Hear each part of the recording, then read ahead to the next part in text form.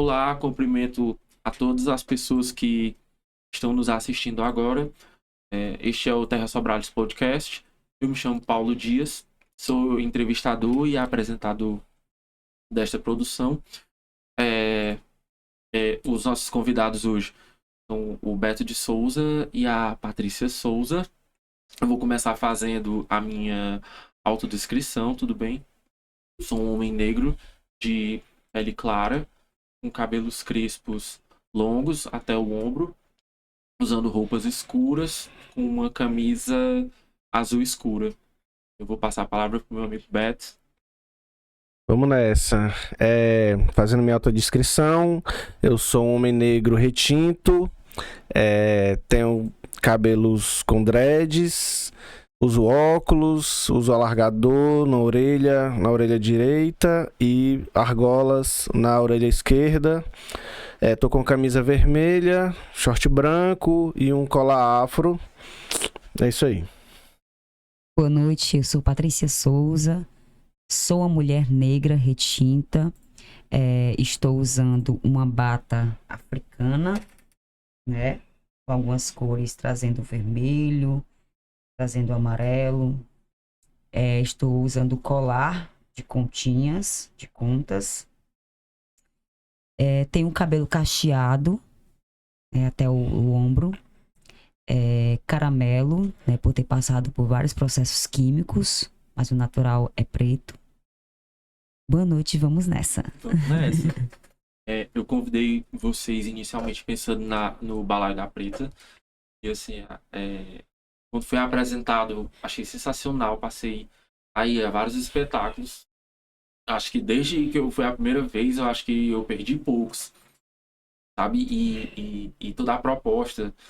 E entender a estética de vocês e as letras das músicas. E assim, eu fiquei super animado e foram uma das primeiras pessoas que eu pensei para convidar quando eu comecei a construir o projeto. Isso lá em setembro do ano passado, foi de chamar vocês. E aí vamos falar um pouquinho da trajetória da banda. Eu gosto muito de entender assim como foi que surgiu, né? E como está hoje. A gente pode falar também da agenda, falar da Preta hoje. Bom, o Balaio da Preta, ele iniciou em 2017, né, no pré-carnaval de Sobral, quando eu estava saindo, na verdade, me afastando um pouco do projeto Grupo Africanto, que a gente vai falar um pouco sobre isso também, porque, na verdade, o Balaio da Preta, ele nasceu a partir da ideia, né, que já existia, que é dessa resistência, dessa luta, né, preta, negra, né, em Sobral, que começou desde o início com o grupo africano. Então, foi uma ideia desse grupo que aí se estendeu até chegar no Balaio da Preta, né? Recebi uma proposta da nossa querida Simone Passos, que hoje ela está hoje como secretária, né, da cidade, secretária de cultura da cidade. Na época ela não era secretária, e aí ela estava nessa função de produção do evento junto com todo o movimento. E aí foi me feito o convite, eu já tinha essa ideia na minha cabeça, né, do Balaio da Preta. E aí foi lançado o convite para mim como uma proposta para poder subir ao palco. Isso com 2 dias antes do show, né, da apresentação na Praça São João. E aí eu aceitei o convite, né, o desafio. Eu disse, mulher, como é que eu vou fazer uma banda, montar uma banda com 2 dias? E aí, né, citar aqui alguns nomes que foi o Rai Peixoto junto comigo. E aí a gente chamou alguns colegas da escola de música, porque eu já estava nesse processo também como aluna da escola, né, ainda, do Coral Voz de Sobral. E aí a gente chamou alguns músicos para poder compor o balaio naquela época, que foi o Vândice de Maria, Rai Peixoto, teve o Tiesco também, e teve mais 2 pessoas também que a gente chamou os convidados também para ficar no sopro. E aí aconteceu, né? O balaio foi crescendo e foi trazendo essa questão da resistência negra, que como eu disse, que se iniciou num grupo africano, que o Beto pode falar um pouco sobre nossa história também do grupo africano. E é trazendo sempre a questão do respeito com os povos de terreiro, né? Com os povos de matriz africana, de religião de matriz africana, através da canção, que o balaio também traz, da reza em canto. E hoje nós estamos, desde 2017, aí, fazendo essa história acontecer em Sobral, né? Trazendo essa pauta, né, da luta contra o racismo e a intolerância religiosa. Pois é, eu tô no balaio já tem pouco tempo, tem o quê? Tem um ano já, mais ou menos. Você chegou no pré-carnaval de Sobral já agora. Então já tem um ano.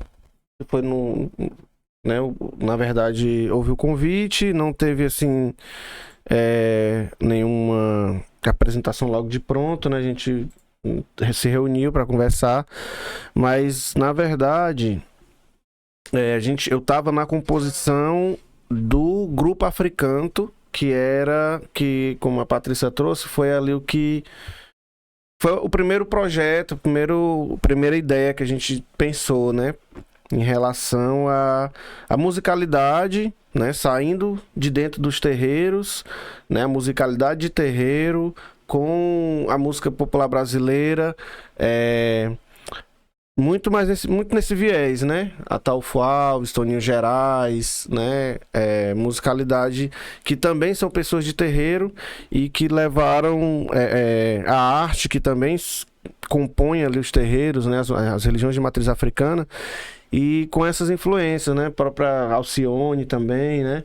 Uhum. E tanto compositores como intérpretes também. Marinho de Castro. Justo. E aí o Africanto começou em 2012, a primeira apresentação foi no dia 13 de maio de 2012, né, na periferia de Sobral, uma apresentação ali muito feita de uma forma orgânica e comunitária também, né? Contamos com a ajuda também de algumas pessoas que já faziam alguns movimentos ali, né? Uma pessoa que foi e é muito importante em todo esse processo, que é o Reinaldo Oliveira, que já faleceu, inclusive são 6 anos, né? Sim. Já são 6 anos que o Reinaldo faleceu. E, enfim, o Reinaldo estava nesse processo, né? Então acho que é importante trazer esse nome. Então, aconteceu o Africanto, tiveram algumas apresentações, e aí, aos próprios processos da vida mesmo, né? Meio que se dissolveu o Africanto, né? Se dissolveu porque cada pessoa foi cuidar de outros movimentos, né? Individuais, pessoais, projetos pessoais. E aí, quando, né, a gente está fazendo aqui, não está falando de uma forma linear, né? Patrícia contou um pouco da história do surgimento do balaio, mas eu estou trazendo um pouco mais da origem, né? Da ideia, não da banda em si, mas justamente da proposta da música, de levar a musicalidade, expor, evidenciar a musicalidade oriunda dos terreiros, do povo negro, e com essa proposta mesmo dentro da cidade de Sobral, que, querendo ou não, o símbolo da cidade é o Arco do Triunfo, né? É uma cidade que eu não vou ser leviano e não vou faltar em dizer isso, que sim, tenta pelo menos ser uma cidade ali minimamente conservadora e com a cultura cristã muito enraizada, né?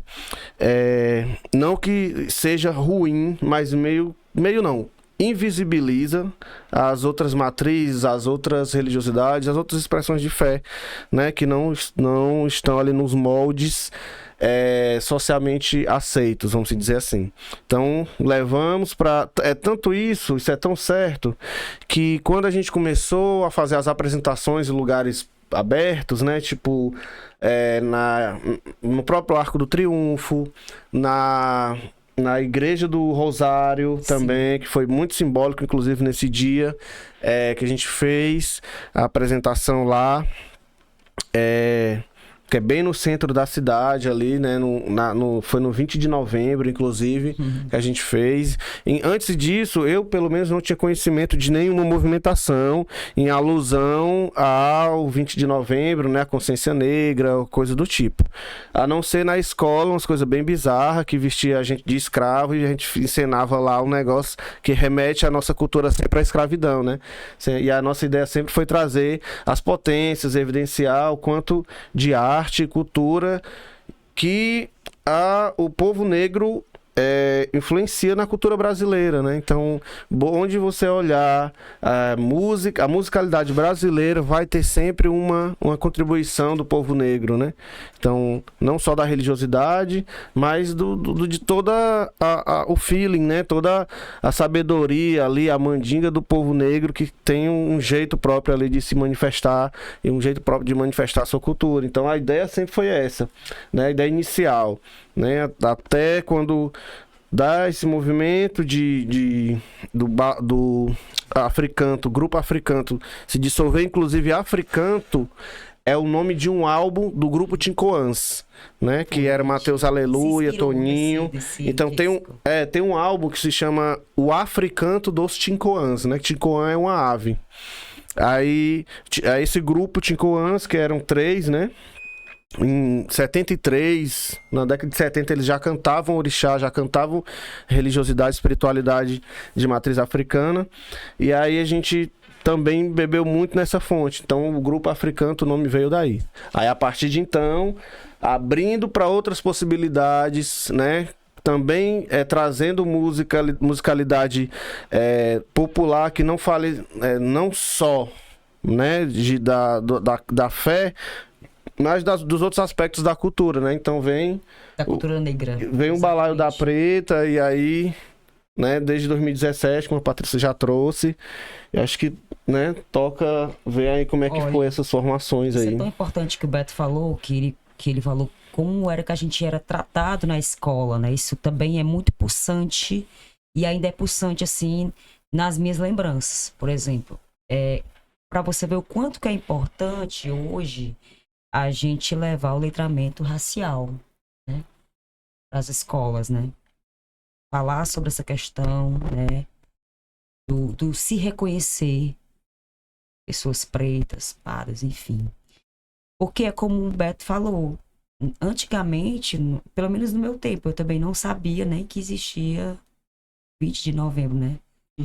O mês da consciência negra, a semana da consciência negra, enfim. E aí, quando a gente começou a trabalhar isso internamente dentro do nosso terreiro, que era a Casa Seu Pena Verde, né? Uma casa de Seu Pena Verde, que a gente começou a colocar essas ideias para fora. A gente foi os primeiros pretos da cidade a colocar, de fato, a cara no sol. Né? A gente teve que ter muito sangue no olho mesmo. Muito equilíbrio mental para aguentar sussurros, né? Deboches, preconceitos, racismo mesmo com a gente, né? Palavrões, enfim. E aí, a partir disso, a gente começou a se fortalecer. Por isso que quando a gente fala sobre escravidão, a gente tem que colocar na mente da gente que nós não somos escravos, né? E que as pessoas que foram escravas, que diz que foram escravas, elas não foram escravas, elas foram escravizadas. É diferente. Então a gente tinha isso muito pulsante na gente. Tipo assim, a gente tá aqui botando a cara no sol porque nós não vamos nos colocar nesse lugar de escravos. Nós não vamos, entendeu? Então, a partir dali, a partir daquele momento, daquela ideia do projeto que a gente começou a adentrar as faculdades de Sobral, né? A gente foi primeiramente para a UVA, se não me engano, e Grupo Africano, né? Fez um momento na UVA, na faculdade da UVA, na Universidade da UVA. Depois da UVA teve o CCH também. Que é o campus da UVA, né? Também. O campus da UVA, que também faz parte, né?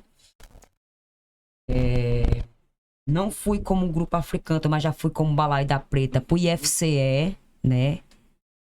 Chamada pelo NEABI, né? E aí a gente tá sempre fazendo essa costura, né? Para estar mostrando também o que a gente quer fazer de fato, qual é a proposta do grupo do Balaio da Preta, a partir do grupo africano, que foi uma bagagem que eu carreguei comigo, internamente, né?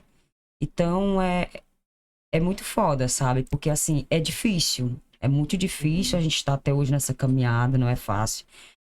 Tem espaço que a gente ainda vai cantar, que a gente tem que se limitar, inclusive dentro dessa questão da musicalidade, tem que dosar o repertório, nem todo canto eu posso cantar figa de Guiné. Quem me viga da mandinga é figa de Guiné, mas o de fé do meu axé não vou dizer quem é. Aí tem espaço que... Não cante isso aqui não, porque se você cantar, certo? Ainda existe, ainda para você perceber o tanto de... pelo tempo que a gente já tem lutando, né? Ainda nos tempos de hoje, a gente vivencia ainda algumas situações bem constrangedoras, assim, impactantes, mas que a gente se fortalece também, a gente se sente fortalecido, porque a gente conseguiu, a partir disso, a partir de toda essa ideia, né, da coragem que a gente teve, empoderar outras pessoas pretas, inclusive pessoas de terreiro. As pessoas de terreiro hoje, elas conseguem ter mais voz, né? Elas ficam mais à vontade para poder falar, entrar na faculdade, falar do terreiro, falar do caboclo, falar de uma entidade, falar do próprio orixá, da força do orixá, que antigamente essas pessoas elas não conseguiam. Tinha que crer de forma escondida. Exatamente. E quando a gente acaba aparecendo, ainda rola uma folclorização, né? Que tipo, nas primeiras apresentações, o pessoal vinha perguntar: vocês são da onde? Vocês estão fantasiados de quê? Rolava isso, né? Porque a gente tava com nossos trajes rituais, né? Tradicionais ali que a gente usa também durante os nossos cultos, né? E aí ficava perguntando, é como se fosse um teatro, né? Sendo que a gente tava expondo quem é a gente de fato, né? Para além de do nosso trabalho, do nosso estudo, das outras coisas do dia a dia, como é que é a nossa religiosidade, a nossa cultura mais propriamente dita. Rolava muito isso. E aí é uma armadilha, porque, tipo, a gente, para poder estar nos cantos, precisa ser...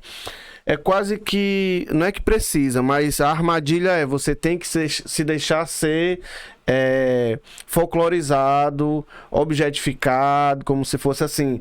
Pronto, vamos chamar ali os neguinhos para enfeitar a festa, para ser para cumprir ali uma tabela, né? E aí rola muito esse rolê ainda hoje, né? Nós sermos convidados para espaços, para falar.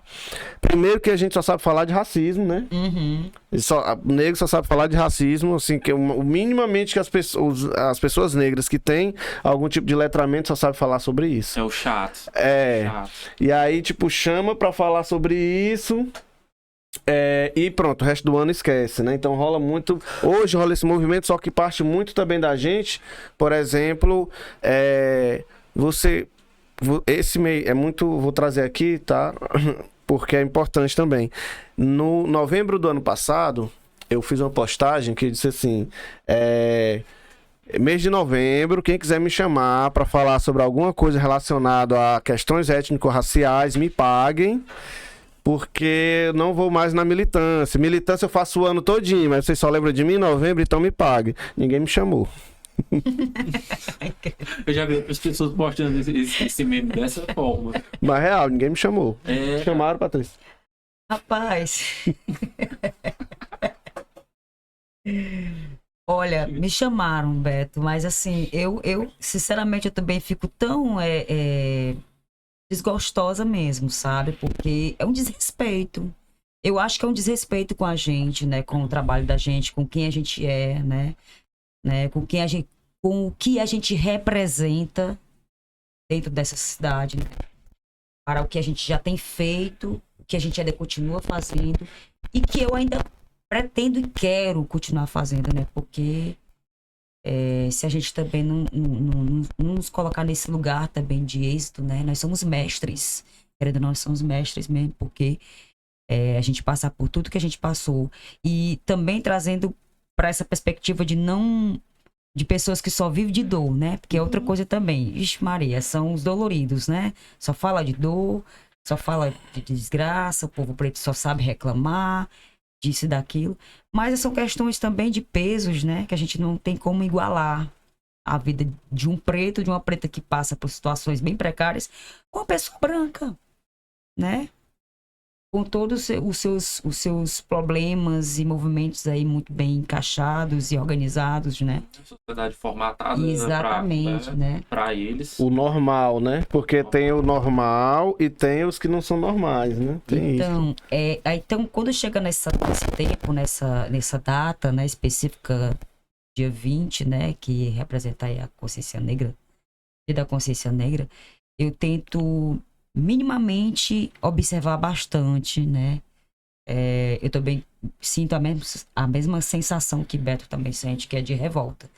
Quando eu falo da palavra revolta, quando eu comecei a cantar no Africanto, quando nós começamos essa história de levar a música negra de resistência, música de terreiro para cima de palco, a gente éramos mais novos, né? Eu já tô com 34 anos, mas na época a gente tinha uns 20, 21 anos por aí. Por aí. Então, assim, nós também tinha acabado de ser papai e mamãe, né?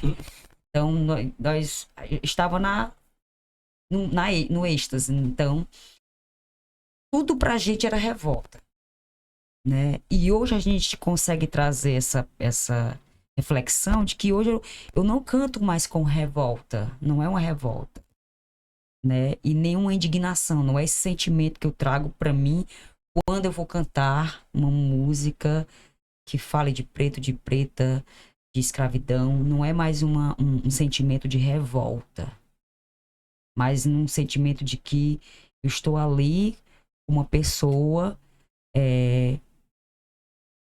que respeita a minha história, que respeita a história dos nossos antepassados, que respeita a raiz e que faz com que muitas pessoas pretas também consigam se ver nesse lugar. A alegria também Na alegria. é resistência. Porque preto é alegria, né? Porque se a gente trouxesse só essa questão, esse peso de tristeza, de dores, quem somos nós se nós somos descendentes de reis e rainhas, né?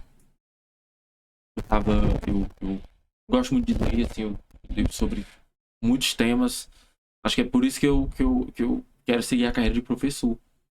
E aí eu tava lendo um livro que é da Monarquia à República. Não lembro agora o nome da autora. Estava aqui no capítulo 1. E o capítulo 1 já é bem sucinto e bem direto.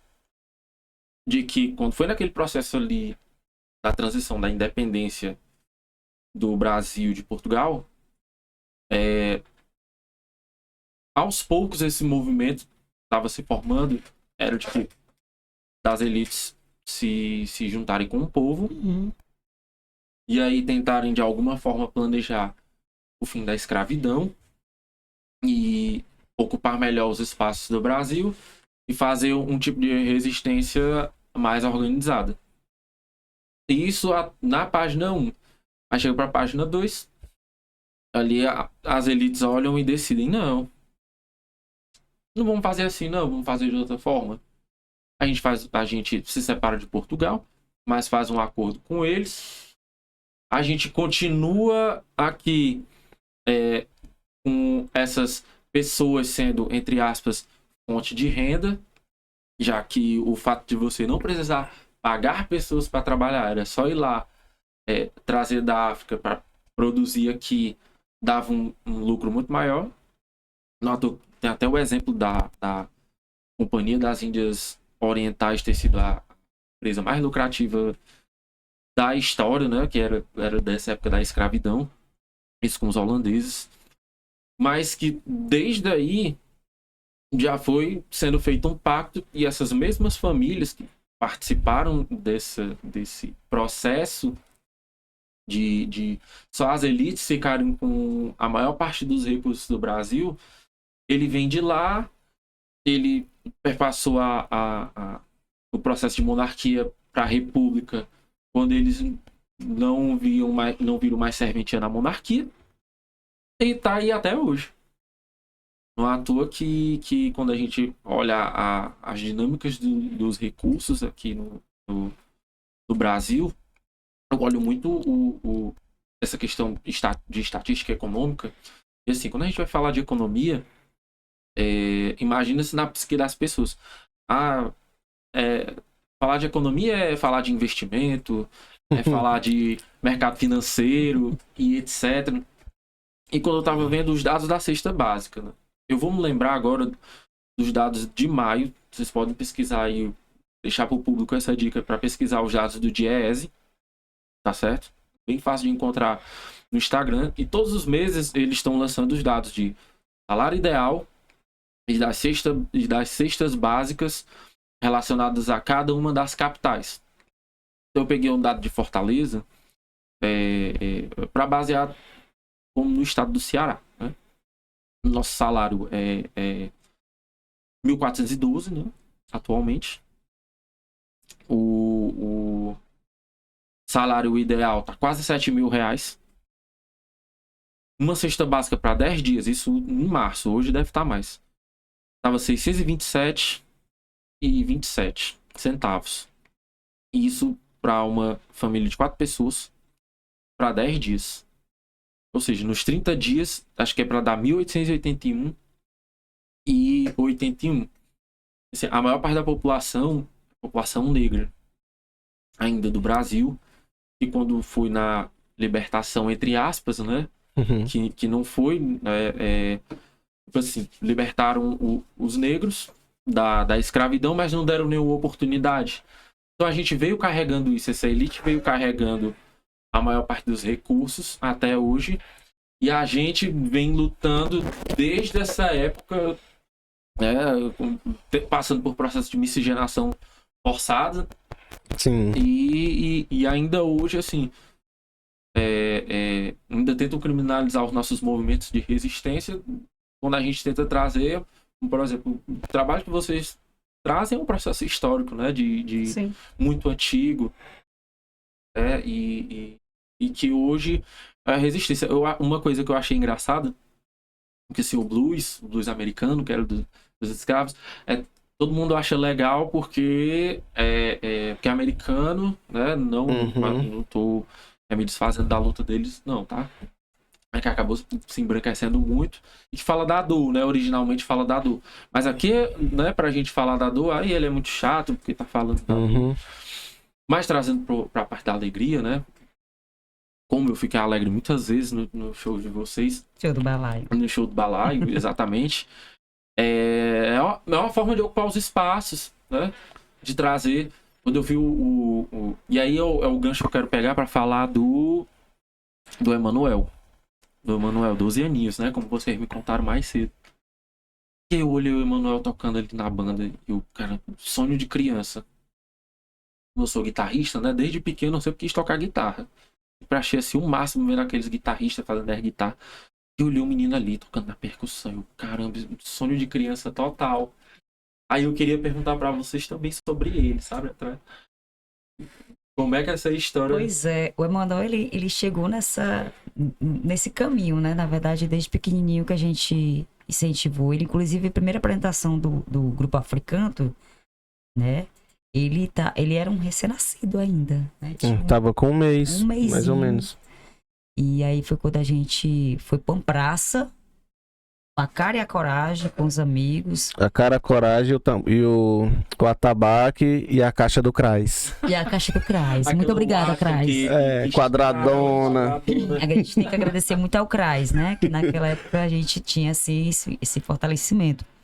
Então a gente foi pra praça com os tambores do terreiro, com a caixa lá, a caixa do Crais, como o Beto disse, né? Porque a caixa do Crais, eu digo, é porque, tipo assim, todo Crais tem, né? O microfone dos amigos, estralando, mas eu queria era cantar. Eu ainda estava em processo de recuperação. Olhe bem, eu quebrei meu resguardo, gente. Mas é por isso que eu sou desse jeito, arretada mesmo, meio que impaciente às vezes. Mas foi muito bom, a gente não se arrepende, foi dali diante que a gente começou. Então, ele muito pequenininho nos braços da minha irmã, me lembro como se fosse hoje. Todo emboladinho com roupinha vermelha, porque naquela época tem que botar vermelho no menino para não dar quebranto. Hoje eu digo assim, calma, água de moringa, calma, muita calma. Né? Então, assim, A gente começou ali, e aí desde então, ele muito pequenininho, a gente tinha que trabalhar, né? A gente nunca deixou de fazer o que a gente gosta, que é trabalhar com a cultura, né? O Beto entrou na percussão também na escola de música, né? Quando o Beto me conheceu, a gente se conheceu, já estava nesse processo, né? Aos meus 16 anos, comecei a cantar nos palcos aí do Teatro São João. E aí foi quando o Beto também entrou na escola de música, começou a se formar dentro dessa perspectiva mesmo de focar em algo que ele se interessasse mesmo para jogar para frente. E aí se apaixonou pela percussão, né? Eu tô aqui falando de você, mas não sei nem se é isso mesmo. Mas nós tínhamos que levar nosso filho, né? Os pais novos. A gente tinha a nossa família, mas nem sempre a gente podia deixá-lo. Então o Emanuel, ele fez parte de toda essa trajetória, essa história, né? Do grupo africano para a banda Balaio da Preta, que hoje ele já está com 12 anos e faz parte da banda, ele é um dos percussionistas, tá ao lado do pai dele nesse fortalecimento. E desde pequenininho, né? Pequenininho, o pai dele já pegava ele ali, colocava ele no chão, entregava alguns instrumentos para ele. Ele começou a tocar bongô muito cedo, muito pequenininho. Inclusive, nós temos vídeos dele com 2 aninhos, 3 aninhos, se eu não me engano. Antes dele falar, ele já tocava tambor. E assim, uma coisa que eu achei impressionante foi a plasticidade cerebral de uma criança, uma coisa assim, admirável. Mas é justamente por isso, porque assim, na nossa casa, era a nossa casa e a casa do povo preto. Era a nossa casa e a casa dos irmãos, a casa dos amigos pra gente ensaiar. Né? A gente também começou a trabalhar com os grupos juninos, né? Especificamente eu comecei a cantar com Pisa na Flor de Sobral, que é o grupo junino aqui de Sobral. E aí o Beto também já entrou nessa história também, né? Junto comigo já nessa viagem. E aí o Emanuel sempre junto. Então a gente chamava as pessoas para ensaiar na nossa casa, né? A gente compartilhava ali o espaço. Então a criança ela vai desenvolvendo aquilo que ela tá escutando, porque a musicalidade, a música ela faz isso, né? Então assim, ele de pequenininho já foi escutando, já foi vendo o pai dele tocando, já foi criando a aptidão por aquilo, né? A gente também nunca forçou nada a ele. Tudo foi muito espontâneo, né? E muito do sentir dele, da vontade dele. E ele sempre expressou essa vontade, até hoje. Hoje a gente... É incrível hoje, porque assim, ele passou 1 ano na escola de música, né? Fez alguns dias, entrou no coral infantil, né? E nesse coral infantil tem que ter muito cuidado, porque há todo um processo, porque como é trabalhar com criança, né? Existe esse cuidado, essa delicadeza de trabalhar na musicalidade infantil mesmo, né? Então, assim, ele queria logo era tocar. Ô, mãe, tio fica só cantando. Dessa parte eu já passei. Tio fica só cantando, mano. Não sei o quê. Aí dá só um brinquedinho pra gente, a gente fica balançando e cantando. Eu digo, meu filho, mas você tem que ter calma e paciência, porque assim, você está em outro patamar que que crianças da sua idade, por exemplo, ainda não chegou, né? Ainda não tá no tempo delas. Então, assim, a gente até se culpa às vezes porque ele acabou crescendo antes do tempo nesse movimento musical que a gente tá falando, né? Porque ele já ficou muito, enfim, já é um profissional, já se sente um profissional. E ele tinha isso com ele, mãe, eu quero tocar percussão, eu quero me jogar. Aí hoje ele já fica, aí, mano, tu quer entrar de novo num coral infantil? Não, mãe, é o seguinte, se quiser me chamar pra uma tocada, eu não tenho mais paciência mais não. Meu negócio agora é tocar, mas meu negócio agora é palco. Calma aí, cara, você é um passarinho que ainda tá ainda, eu tô ainda...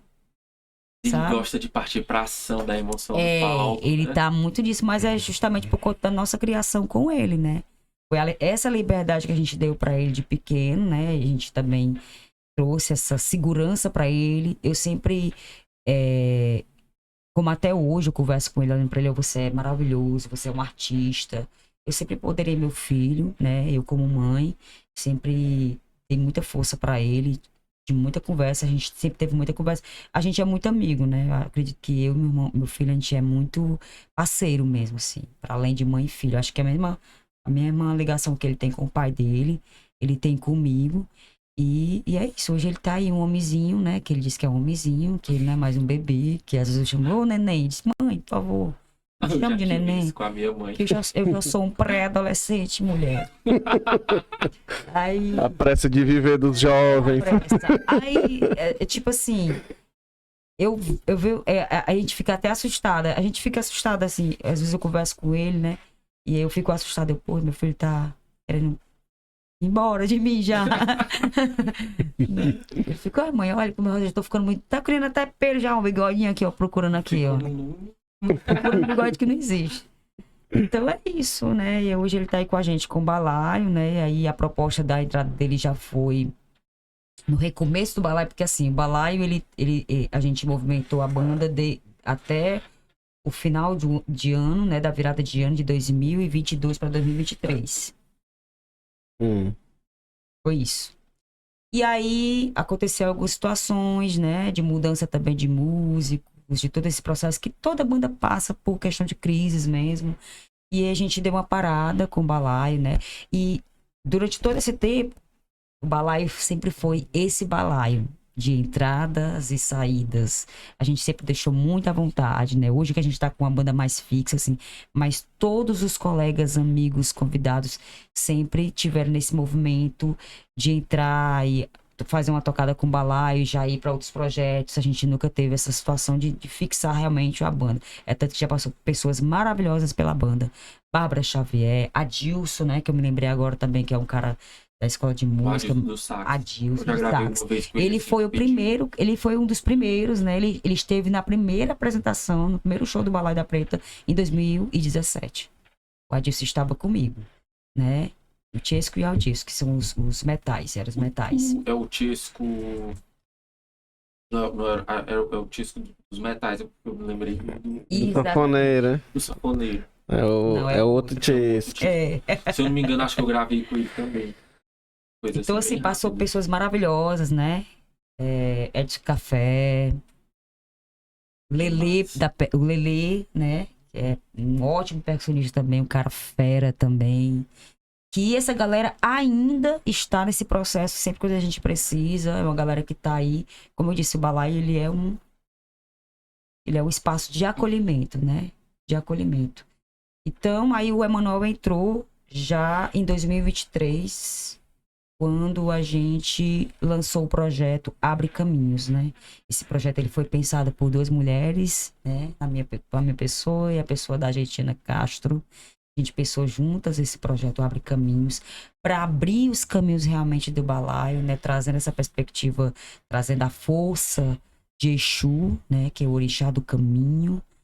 E aí a gente lançou, né, o primeiro show. Aí já foi, trazemos o Beto para esse movimento. Eu acho que realmente foi essa pegada que você foi chegando no balaio. Foi, Que já foi foi sim. o processo da construção do projeto Abre Caminhos, né? Sim. Você entrou, aí já foi junto com o Emanuel já se incorporou e disse, mãe, e aí? Já tenho 12 anos. A senhora disse que quando eu completasse meus 10, 11 anos, a senhora disse que não ia mais botar boneco, né? Aí eu disse, não, filha, agora vai ser oficial, né? Nós temos a nossa social media, que é a Raíssa, né? Ela que faz todo esses vídeos maravilhosos que tá aí no ar, aí do balaio, né? Ah, esse que tirou as fotos recentemente. Exatamente. Inclusive foi ela que me falou, né? Ela que passou, ela que foi intermediária do convite pra gente. Foi ela, né? Eu conheci ela recentemente, assim, a gente já se conversou, já foi bem legal assim, essa interação. Enfim. Aí a Raíssa já postou a foto dele, já colocou ele como músico do balaio, então ali pra ele foi uma grande alegria, né? E ele é fã do Michael Jackson, mas hoje ele está mudando aí todo o contexto dele, né? Trabalha nessa questão de músicas, que ele tá agora realmente focado em pessoas pretas, né? Com que ele se identifique, né? Ele é um monte de coisa, nosso filho é MC. Multiartista. Multiartista. O cara é desenho. Batalha de rima, desenha. Que ele cria umas histórias também de quadrinho, ele mesmo desenha, ele cria a história, ele faz o rolê dele, cria os personagens, enfim. Ele tem uma criatividade muito grande. Eu acho que, assim, o rolê do Emanuel, ele não é especial, Tipo, ele não é uma criança extraordinária. E por que que eu tô dizendo isso? Porque se eu disser que alguém consegue ou desenvolve dessa forma porque é especial ou porque é alguém extraordinário, eu vou estar dizendo que só ele que pode, né? Mas o que eu vejo na situação, né, do meu filho, na criação, é oportunidade. Na real, tem um bocado de Emanuel por aí que não tem oportunidade. E qual foi a oportunidade? A gente tinha dinheiro para comprar instrumento, botar ele numa aula particular de música? Não. É justamente o que a Patrícia trouxe. Os ensaios acontecem na nossa casa. Quando a gente ia para outro lugar, ele também ia. E, além de tudo, ele nasceu literalmente dentro do terreiro, né? Assim, quando ele nasceu, na casa que ele morava, já tinha um terreiro de Umbanda. Então, os batuques estavam ali, inclusive, nunca acordou por conta de zoado de tambor. Pelo contrário, o tambor ninava ele. Então, ele dormia ali durante a gira, o tambor truando, ele dormia nos braços das tia, dos tios, né? Então, é uma questão de acesso. É muito perigoso falar sobre dom. Porque se eu disser que é dom, eu tô dizendo que umas pessoas têm e outras não têm. Exatamente. O que umas pessoas têm e outras não têm é acesso. O Emanuel teve acesso à arte e cultura de várias linguagens que você imaginar. Porque, tipo, a gente sempre andou com artistas de todas as linguagens, né? Então, a galera da poesia tá junto, a galera do rap tá junto, do teatro, então, e aí vem capoeira, e vem hip hop, né, o próprio break, então tudo ele se joga, se interessa, mas não é porque eu vou dizer, não é porque ele é extraordinário, apesar de ser, mas não é por isso, é porque simplesmente ele tem acesso. Então, dá acesso às crianças, a arte e cultura é essencial. Eu vou prometer pro meu filho que ele vai se tornar um músico profissional? Não, pode ser. Mas, enfim, o que eu consigo dizer é que ele teve acesso, e ele teve escolhas, né? E muitos Emanuéis por aí não tem escolha, né? Não tem acesso. Toda vez que eu tenho oportunidade eu falo. Escolha só é escolha quando tem opções. Então, não vou dizer graças a Deus. Eu acredito em Deus, tá, gente? Mas eu vou dizer graças às oportunidades que a gente teve e estamos proporcionando para ele. Então, é oportunidade, não foi sorte, não é um dom que nasceu divino, não é acesso e oportunidade e, sobretudo, cuidado e entendimento da importância da autoestima enquanto criança, porque eu só vim me reconhecer enquanto uma pessoa que tinha o mínimo de valor depois que eu conheci a arte. E quando eu falo da arte, eu passei pelo teatro, artesanato, dança. Aí, inclusive, eu conheci a música no teatro, na sonoplastia e tal, tinha que fazer umas coisas e outras. E o teatro me apresentou a música, sendo que eu já vivenciava musicalidade dentro do terreiro, né? Com 13 anos de idade eu iniciei minha trajetória na Umbanda, então a musicalidade já estava ali. E aí, quando eu estava no terreiro e eu ouvia o nome Ogum, Oxalá, Oxóssi, Saravá, Batuque, Axé. E aí eu ouvia isso em algumas músicas, inclusive músicas populares, do Chiclete com Banana, Margarete Menezes, própria Ivete Sangalo, tipo Axé Music ali, Carlinhos Brau e afins. Eu começava a identificar, ninguém chegou e disse, essa música aqui é de macumba. Não, eu escutava no terreiro e associava as músicas que todo mundo cantava. Dandalunda Maimbanda Coque. E as pessoas falam e, tipo assim, tá lá no meio da folia, repete e não sabe nem do que se trata, né? Mugegé, mugegé, mugegé. Então, você gosta do batuque, né? Aí, tipo, eu comecei a associar e, consequentemente, comecei a gostar de determinados artistas e determinadas músicas, porque faziam referência a coisas que eu ouvia dentro do terreiro, dentro da espiritualidade. No mesmo espaço que eu era visto como importante, bonito, digno, inteligente. Nos outros espaços eu era burro, preguiçoso e propenso à criminalidade.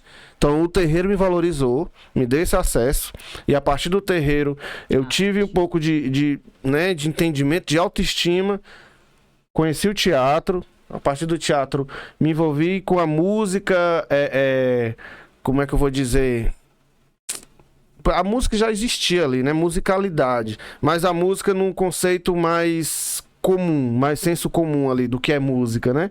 Então já existia essa propensão ali. E aí e isso aconteceu comigo. E não foi de caso pensado que eu pensei, isso aconteceu comigo, vou fazer pro meu filho. Não, vida. Vivendo, tendo acesso, proporcionando acesso e vem seguindo, né? Vem seguindo. Aí hoje eu consigo ver que hoje ele consegue desenvolver tem essa destreza, né? Inclusive ele aprendeu a tocar triângulo antes de ontem, né? E eu olhei assim pra ele, porque a gente levou ele pra um ensaio, aí eu olhei... a gente entrou numa música e ele fazendo mungango pra mim. Porque ele gosta de... Vai sentir a música da minha cara, gente. E eu, cara, tu toca triângulo. Ele... E ele continuou. Eu vi o pai tocando, e aí eu peguei e toquei. Esse cara, sabe, assim, às vezes eu me perco mesmo. E assim, puxando o fio da meada também da conversa do Beto, me lembra muito a minha história também, porque assim, parece uma coisa, né? A gente parece que foi um encontro, né? Destinado mesmo pra gente ter o filho que a gente tem hoje, enfim, as histórias. Mas eu fico me perguntando quem seria a Patrícia Souza hoje, se essa menina preta, né, pequena, porque eu continuo pequena, né? Eu tenho 1,51 m. Apesar do salto, apesar né? do saltinho, né? Então, assim... Mas quem seria essa Patrícia Souza hoje se eu não tivesse conhecido a arte na minha vida?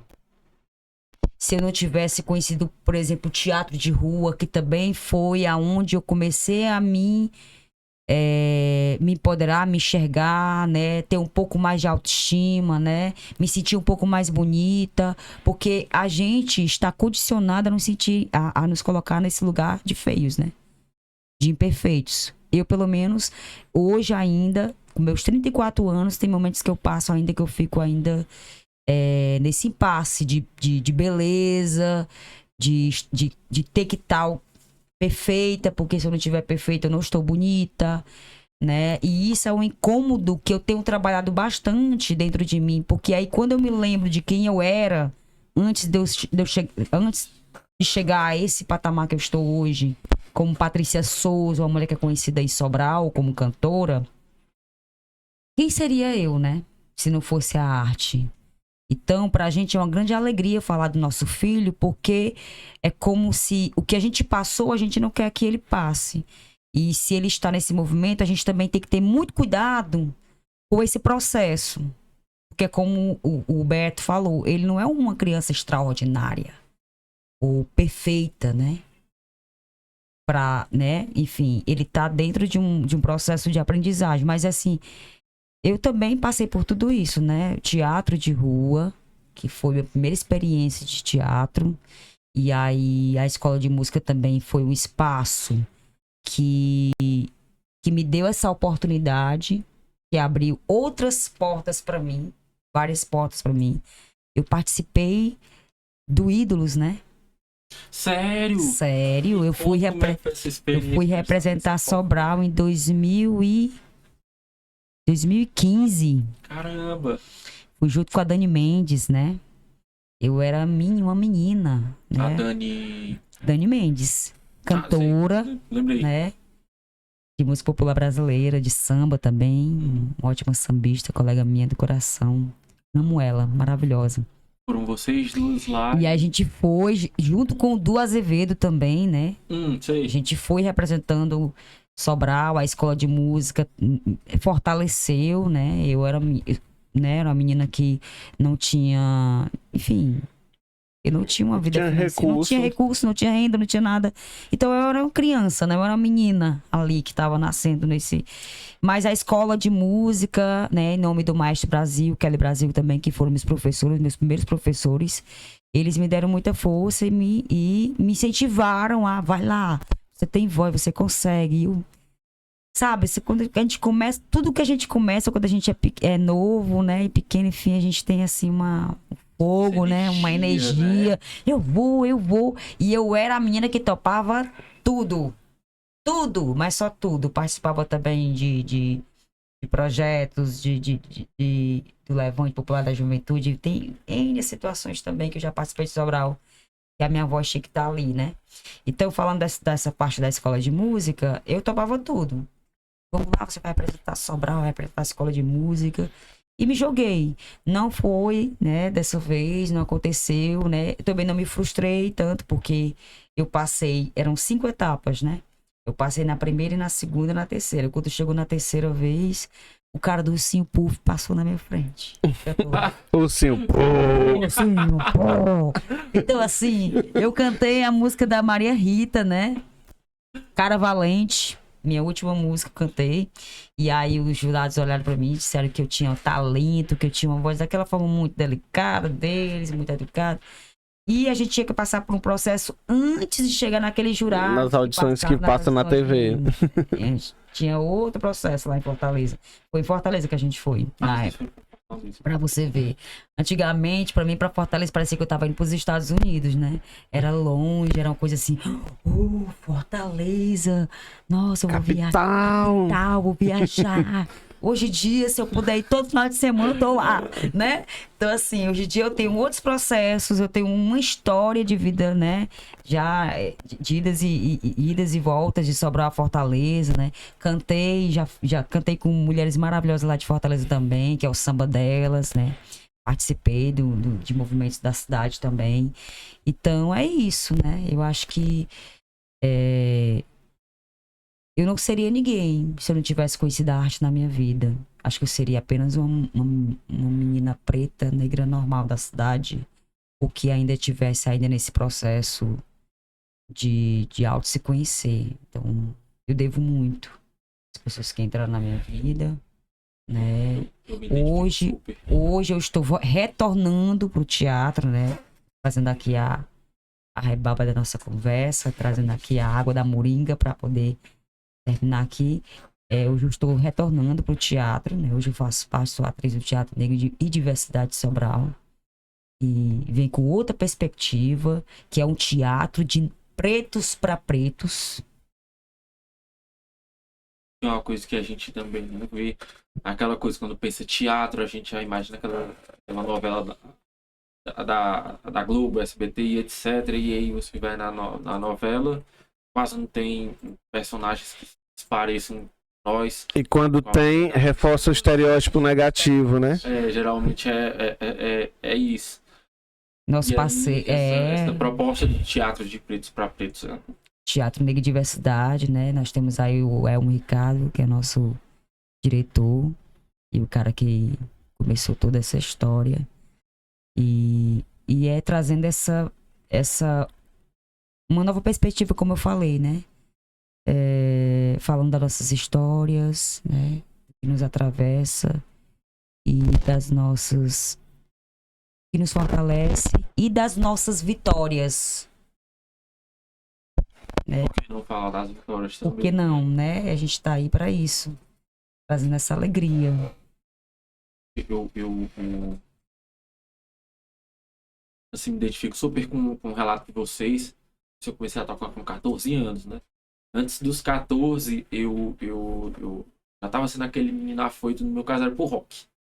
E se eu começou a passar o comercial daquele CD Classic Metal. Hey Ryan, rock you like a hurricane. Achei aquilo ali o máximo. Mas é disso aí que eu gosto. Eu sou pequenininho, 7 anos de idade. 14 eu comecei a tocar. E tipo o Emanuel, assim, né? Aquela energia assim que a gente tem. Eu só fui assim, com tudo. Não deu pouco tempo, já tava com banda. Sabe, essa emoção da gente entrar no palco. Eu me senti assim, um peito no meio do lixo. Um rockstar. Um rockstar, quando eu peguei a guitarra e fiz um solo. Tá feito. Não sei se eu vou ficar rico, se eu vou ficar bem com isso. Mas tá feito. E essa questão da autoestima é... realmente, assim, não tenho o que dizer. Eu me sentir, assim, outra pessoa, assim, com um novo tipo de inteligência desenvolvida, quando eu realmente dominei essa coisa da música, tudo. Até queria ter tido mais tempo para tocar. Às vezes a gente não tem tempo, quando a gente não pode. Eu acabei me formando em administração e gosto muito da área, mas ainda sinto que talvez um dia eu possa retornar para a música. E assim, para mim foi um processo muito massa ter vivido essa energia, essa magia, né? A criança é uma magia quando a gente gasta aquela energia ali. Além de música, como o pai dele falou, ele é uma criança de terreiro, ele nasceu no terreiro, né? Então, assim, com o tempo também, foi quando a gente começou a conhecer um pouco também sobre o candomblé. Foi na época que ele também fez o santo, ele já é feito no santo, né? Ele é Iaú de candomblé também, ele de Xangô. E deu continuidade, né? Fortaleceu mais ainda essa questão dele, dos tambores, ele querer tocar percussão, porque é algo que mexe muito com ele, né? Ele é um menino muito, muito inteligente, sensível também, apesar de ter uma personalidade muito forte. Ele É brabo. Centrado. Eu acredito assim, pelo que vocês falam, que acho que eu tenho a impressão de que vocês se sentem assim, que ele se sente livre para expressar as emoções. Ele quer falar, ele quer saber da história, né? Ele, como eu falei para você, ele é muito curioso, né? Então ele não chegou a conhecer meu pai, né? Que foi um dos pioneiros, né? De tudo, né? Do que eu sou, né? Meu pai, seu carnaval, que desde pequena me leva para as escolas de samba. Então, assim, ele pergunta do avô, ele não chegou a conhecer o avô dele, mas ele disse que tem um avô como inspiração, né? Inclusive, a avó, que é minha mãe, vê o meu pai nele, né? Visualmente mesmo, porque às vezes tem muita coisa nele que lembra o meu pai, né? A forma de tocar, de se expressar, ele é muito brincalhão, né? E assim, até hoje, né? É isso também. Isso mexe com ele. Ainda é sobre acesso. Ainda é sobre acesso. Porque, olha, veja bem, se eu não tenho em quem me inspirar, tipo, a minha inspiração vai ser alguém, tipo, o personagem que tá lá na novela, quando não é o bêbado, é o malandro naquele aspecto que quer sempre passar a perna em alguém. No máximo, é um motorista, um segurança, enfim, né? Aí quando eu vejo, quando uma criança, né, tem um avô, sabe da existência, não conheceu, mas sabe da existência do avô, que era sambista, que tem os tios ali que também tocam, que tem a mãe que toca, aí o pai também toca, então existe ali, referência, né? Então, eu não tive referência na família, né? Na verdade, assim, músicos antes de mim eram o pai e o irmão dele, o pai da minha avó e o tio dela, né? Que tocava na banda marcial de Santana, da Caraú. Então é o que? O meu bisavô, né? O meu bisavô e o meu tio bisavô, que tinha ali alguma coisa com música. De lá pra cá não tinha ninguém. Então, o meu acesso não veio assim muito pela ordem da família, apesar de que minha família consome muita música, tipo de Beatles a Luiz Gonzaga, né? Inclusive uma referência muito importante na minha vida foi a minha tia Elieusa, que tipo tal hora ela tava escutando Nirvana, tal hora Legião Urbana, Roberta Miranda, Cássia Eller. Aí a minha avó vinha ali escutando Luiz Gonzaga, Nubia Lafayette, Diana, tipo, só pedrada, meu amigo. Então aí chegou ali nos reggae, Edson Gomes, Tribo de Jah, Alpha Blonde, né, os clássicos, enfim. Então, eu tive referência de gosto musical, né, de apreciar a música, desde sempre. Mas, assim, de ver alguém tocando, não tive nenhuma referência. Então, quando uma criança tem referências e referências positivas, né? Acho que a referência positiva, ela precisa existir para poder, enfim, eu minimamente saber de onde eu vim. Isso eu percebo que isso é muito forte nele. Eu sei de onde vim para eu ter ideia de quem eu sou e perspectiva de para onde eu vou. Então, se eu não sei nem de onde que eu venho, por exemplo, eu não sei, não ter acesso aos seus antepassados, né? Aos seus, de onde você é descendente, você descende de quem? Inclusive, a gente é negado disso, né? Se você perguntar para uma família tradicional, né, de Sobral, quem é o seu avô, vai dizer, meu avô era não sei da onde, veio, não sei, consegue falar até da quinta, sexta geração para trás. Eu só consigo falar até os pais da minha avó, né? E é assim, falar, eu sei o nome porque tá no RG dela, mas eu não sei nenhuma história da mãe da minha avó, não sei nenhuma história do pai da minha avó. As histórias que eu sei é dela pra cá, né? Que ela ainda é viva e ela conta com muito prazer as histórias, mas tipo, não tenho referências assim para depois dela, né? Acho que quando isso é negado, também é negado as nossas origens. E quando eu vou para a escola, de novo voltando para aquela situação, quando eu vou para a escola, vou falar dos meus antepassados. Meus antepassados eram o quê? Escravos. Quando eu vou assistir o Jornal Meio-Dia, os meus contemporâneos são o quê? Presos, mortos. Então o exemplo que eu vou ter vai ser sempre esses, né? E aí a gente é bombardeado, né? 24 horas ali. Se eu quiser, eu vou atrás de escutar um Gilberto Gil, um Tony Garrido, um Bob Marley, enfim, um Edson Gomes. Então, se eu quiser, se eu tiver possibilidades e oportunidade, é que eu vou ter referências positivas de artistas ou mesmo de escritores. Eu tô falando de artistas que eles são mais... muito mais, eu vou dizer, na arte, na música, propriamente dita, né? Vai ser mais difundido. Agora, tipo, Beto, tu consegue citar escritores negros há 3 anos atrás, 4 anos atrás eu tinha muita dificuldade. Tipo, se eu falar de intelectuais negros, por exemplo, né?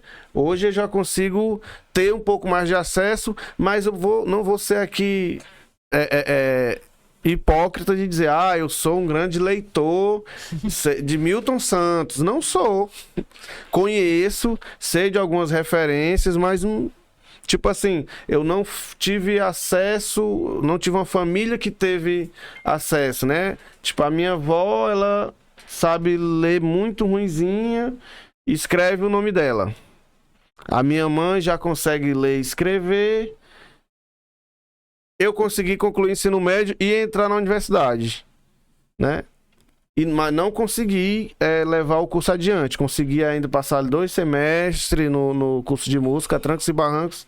Depois, meu irmão, não dá, velho. Eu não consegui. Enfim, dá. Dá sim, me corrijo, dá. Mas com a cabeça e os recursos que eu tinha não eram possíveis. Possível, né?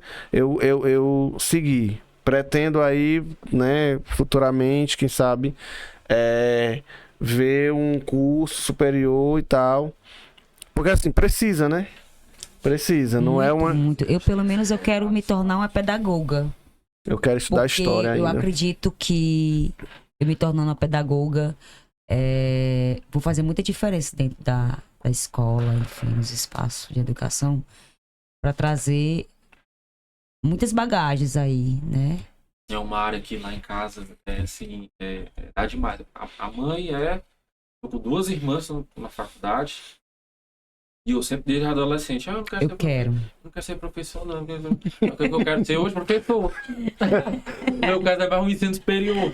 É isso, pô, porque eu acho que essa referência positiva, né? Eu acredito que, tipo assim, ver a tua mãe, por exemplo, né, ali, e ver pessoas que você pode se referenciar, isso é muito importante, cara. E assim, eu tô falando do núcleo familiar ali, mas pode ser um amigo, pode ser um amigo, sei lá, de um parente meu que, tipo, né, no caso, tem até uma pessoa que foi muito importante, que também é, né, não foi, é importante também na minha trajetória, foi o próprio Gilson, né, que ele é DJ, né, DJ Gilson e tal também. Sim. Ele era amigo do meu primo, que andava lá em casa e acabou virando meu amigo. Então até hoje eu sou amigo, inclusive eu tava esses dias, terça-feira, se eu não me engano, na casa dele, gravando lá com o Lipe, né, com o rapper. Fui tirar um som lá numa percussão que ele vai incluir numa das músicas dele, né, das produções dele. Então eu tava lá esses dias, né, com o Gilson, e inclusive a gente tava recobrando isso, né, lembrando e tal. Então eu também tive como referência alguém que não foi necessariamente da minha família, mas que eu tive acesso ali, né, a uma musicalidade inclusive diferente, né, da música eletrônica, do Psytrance e tal. Então, inclusive a gente gravou algumas coisas ali, né, o Patrício com a voz, eu colocando as percussões e tal. Então é esse tipo de coisa, né, que eu tô falando aqui, de referências positivas que se tem, né, pessoas que conhece a arte, a musicalidade, e a gente tá falando no campo da arte, mas pode ser tudo, de qualquer outra área. Se eu consigo observar uma referência positiva, não é que eu vou seguir aqueles passos, mas eu vejo que é possível, inclusive, escolher e permanecer na minha escolha, e se em algum momento da vida eu mudar de ideia, também dá para seguir diante disso. Se eu ver que alguém que parece comigo conseguiu ou consegue alçar, ou pelo menos fugir dessa agenda de invisibilização, de morte, de criminalização, se eu vejo que alguém consegue, eu vou nessa e eu consigo minimamente me inspirar, né? Me sacudir, não aceitar determinados lugares que querem que eu esteja, que eu quero ser colocado, né? Aliás, que querem me colocar, não vou aceitar, e é um passo. Mas eu não posso também dizer, e ficar preso só nisso, dizer que é se eu quiser. Não é isso, né? Porque você pode querer muito, mas se não tiver acesso à oportunidade, Não adianta. vai ser mais uma pessoa que quis muito ao ponto de considerar impossível e seguir outros rumos que não vai ser, que não é produtivo, que não é de crescimento, e nasce mais uma referência ruim para outra geração. E assim é um ciclo que não se acaba, né? Pra gente ver como é uma questão de, vou falar aqui de herança, né? E aí quando a gente falou mais cedo da dor, da alegria, e são heranças, né? A gente tem a herança da dor dos antepassados, desse momento contemporâneo agora, onde principalmente hoje, onde as pessoas elas não têm medo mais de manifestar seus preconceitos. E aí as pessoas tendo seus filhos e tentando transferir essas heranças, né? Como no caso vocês transferem muito bem pro Manuelzinho. Você falou dessa questão da influência. Cara, pra mim foi muito minha história. Porque assim, eu morava na expectativa na época, Parque Silvana 1. E assim, pra mim foi muito massa, porque tava cheio de menino da minha idade tocando, querendo tocar, se metendo a ser menino afoito com banda, e arrumando guitarra, e arrumando coisa emprestada, sabe? Então foi uma influência muito massa. Não é à toa que muitas dessas pessoas dessa época, assim como você, eu tenho contato até hoje. O Cris e o Greg da escola, que era eu e o Yuri, vocês sabem, o Yuri, né? Uhum. Ainda estão por aí, né? Ele ainda é meu amigo hoje. A gente é amigo desde os 13 anos. A gente continua nessa. E assim, cara, pra refletir o que vocês disseram, cara, são heranças que a gente tem que trabalhar. Sim, sim. Um processo histórico mesmo. Tem que... Protagonismo, né? Porque a gente não pode se esquecer dessa parte da dor e transformar isso, trazer essa transformação para o pessoal do futuro entender, né, esse passado e tentar não repetir. Ainda tá difícil. aqui no podcast, eu gostaria até de fazer uma crítica, eu tô olhando aqui bem sério para a câmera agora, sobre o nosso jornalismo local. Eu me indigno um pouco porque a gente vê muito o nosso povo, mostra o nosso povo sendo preso, ou assassinado, só mostra os péssimos exemplos nas periferias, né, nas ruas da cidade, e me incomoda um pouco não mostrarem esse lado da alegria, esse lado massa, As potências pretas, né? das potências pretas da nossa herança africana, né, dessa parte o Tim Maia até falou, né, o que seria, se eu não me engano, acho que foi ele que disse, o que seria do preto se não fosse a música e o futebol, né? Eram as opções que tinha, né? Tinha que ser um bom músico e jogar muito, inclusive. Jogar muito. E a gente, infelizmente, com as oportunidades de mídia que a gente tem hoje, muitos de nós estão conseguindo subir, mas ainda tem muito trabalho para fazer. Então, assim, eu sinto aqui que a gente está fazendo um jornalismo de resistência, né? E gente, hoje foi muito potente aqui com vocês, sabe? Das várias reflexões. A gente falou de tudo, a gente falou do que é ser preto, falou de infância, falou de juventude. Da parte da religião, que, nossa, né? Diversidade religiosa tem sido uma coisa debatida, a gente precisa mais mesmo da força das religiões dos pretos, a gente tem que colocar. Eu tô num processo parecido com o teu, nessa coisa de estar começando a se letrar aos poucos com as referências negras, né? Até pouco tempo atrás eu não estava tão assim, eu acho que de uns 3 anos para cá eu tenho começado a vir, mas até chegar nesse momento que a gente está hoje, sabe? Uhum. E assim, eu tenho muito a agradecer pelos relatos de vocês. Impressionante. Porque eu acho que eu já sinto que a gente pode registrar isso para mostrar nos lugares e para as pessoas pretas, também para educar todas as pessoas. A gente tem uma potência aí para fazer coisas impressionantes com isso. Então, eu tenho muito a agradecer a vocês hoje por disponibilizarem o tempo, a presença na entrevista. E vamos construir muito mais. Como você disse, né? A gente está ainda, né? A estrada ainda é longa, né? Nós estamos ainda no meio do processo ainda. E a gente também fica muito feliz, né? De poder estar tendo essa oportunidade, né? De estar aqui falando um pouco da nossa história, da nossa trajetória de vida, né? Da nossa infância, quem nós somos de verdade, né? Quem somos nós, né? E isso é muito importante porque a gente não vê isso, né? Vamos ser bem sinceros, a gente não vê isso.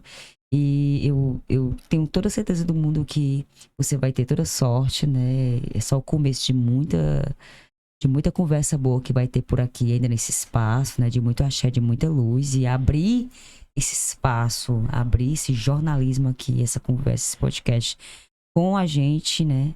De preto para preto, né? Falando da história da nossa realidade de vida. É um grande ganho, né?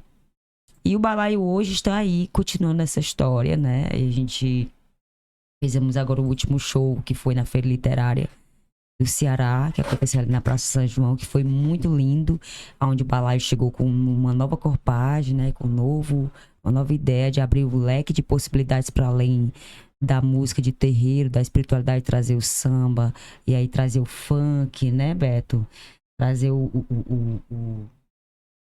bolero, enfim, todos esses ritmos que também faz referência ao povo preto, né?